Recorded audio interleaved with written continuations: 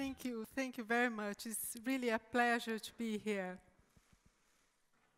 Do you know how architecture can be used to promote safety in cities, and in particular, safety for women?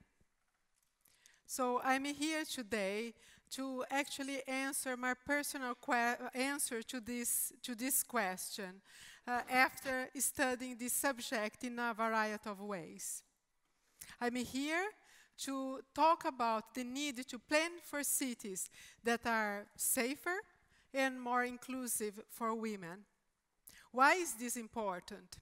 Because actually we live in times of urbanization, and by year 2050 we expect that 2/3 of the whole population in the world will be living in large cities. The problem with that is that actually we are continue building and planning our cities following patriarchal norms of behavior that do not consider the needs, the rights of specific groups of our society.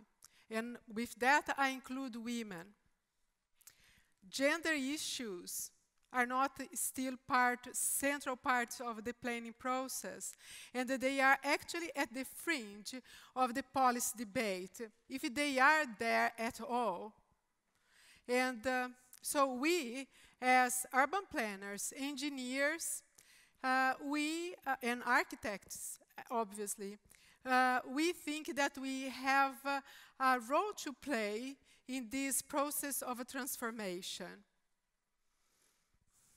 So, obviously, how we do that, we have to think that we need to plan for places that are safe and feel safe.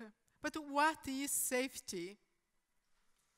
Safety is associated to the term securitas in Latin. And it has actually two dimensions.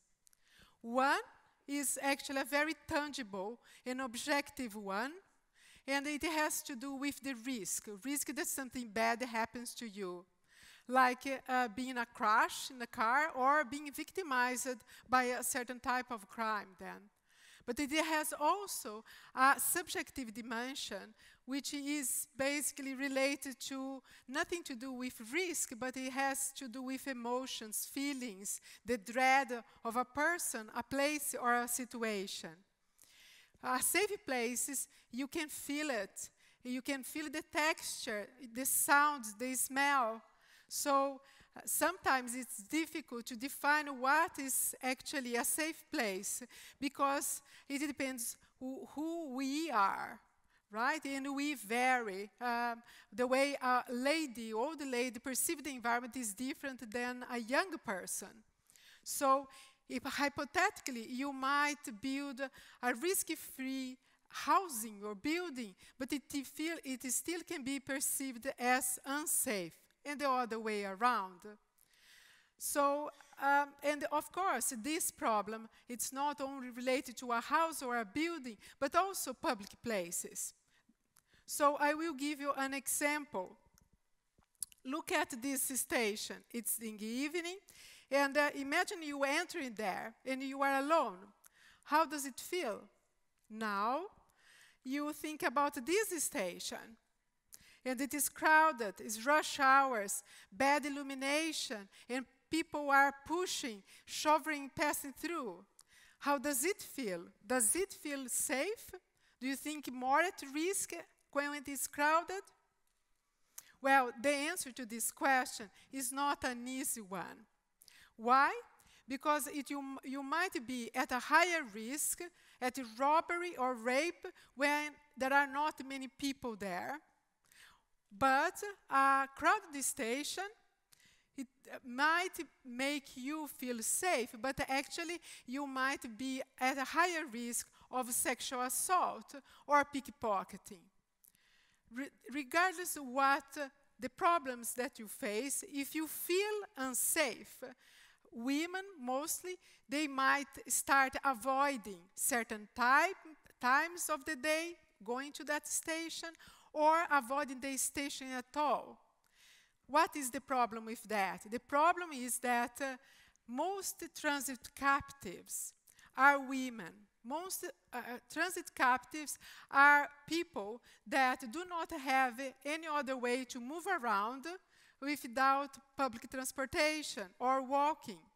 And this means that if they don't take the station, the train, to go to school, they lose out life opportunities. And this all, obviously, we see a relationship between mobility impairment and life opportunities.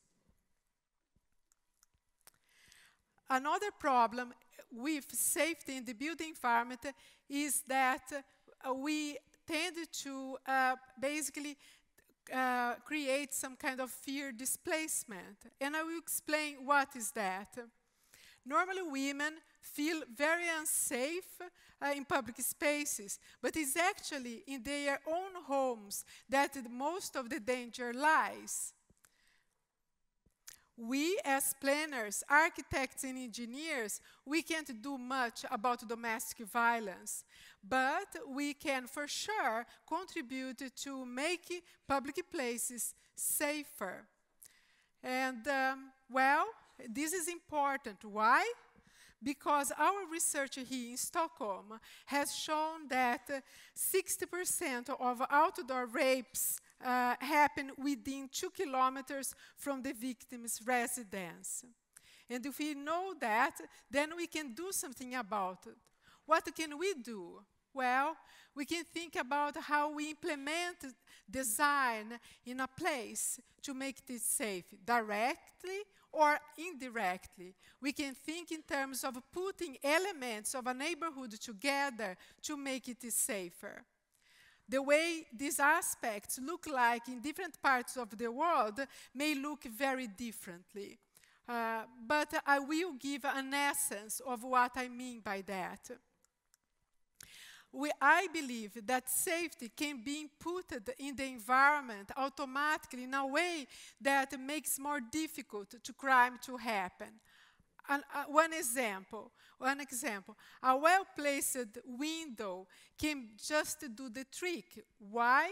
Because you allow surveillance, and this can be quite good to prevent crime. Another example is that a well-placed set of stairs in one station will provide the field of view that we know that will be crime preventive and also make us feel safer. Another way of building safety in the environment is creating settings that actually provide activities in the environment that make that environment not only safer in terms of risk, but also in terms of perception. So you'll be doing activities there. But we can also think in terms of neighborhoods. My point is that we have the possibility of creating all-day vibrant neighborhoods by mixing land uses and promoting transportation alternatives to people. So the neighborhood does not become not only safer, but also more sustainable. And how we do that? We have the business of safety is not only for the housing sector, but is also for transportation companies. And by that I mean that the safety has to do with a multi-sectoral approach. And this will allow us to move freely in the city because neighborhoods will be connected with the rest of the city. So then we can ensure for women safety from door to door. With this perspective, women's only park, women's only places, or women's only wagons are not solutions that really we would like to adopt. Why?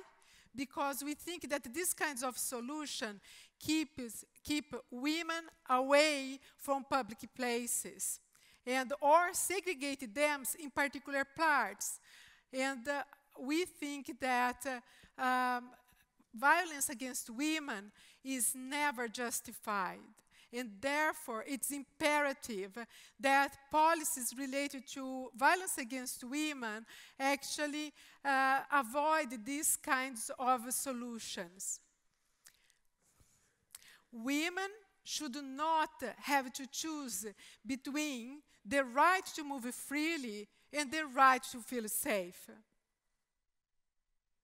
So, I think, as you noticed, my suggestions for safety here goes beyond the quick fix of the physical environment as just putting a window there. My suggestion is actually that we need to transform the norms of urban planning.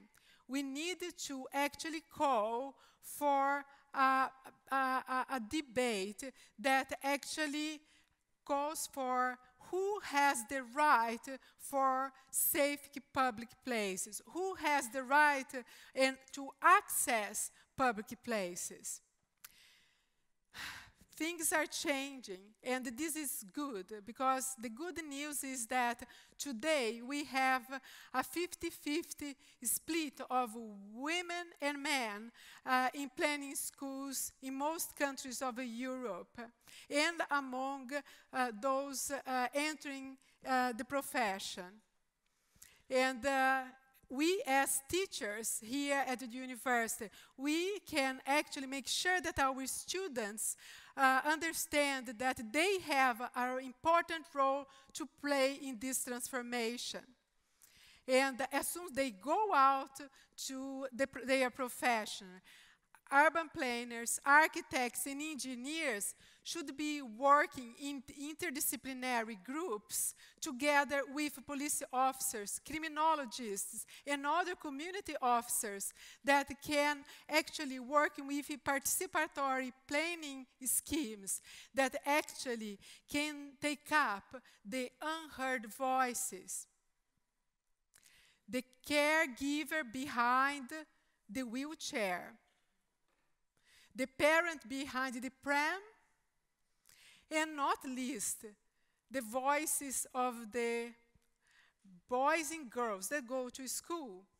In the future, maybe by 2015, we hope that girls and boys can move freely in the city, and so they can actually fulfill their capacity as citizens. This will not happen in its own. We need civil society. We need you and me to make this transformation. We have to believe that we can design cities and plan cities to ensure free movement, a safe movement of women, a safe city that is safe for women, but also safe for us all. Let architecture and urban planning be part of this transformation. Thank you.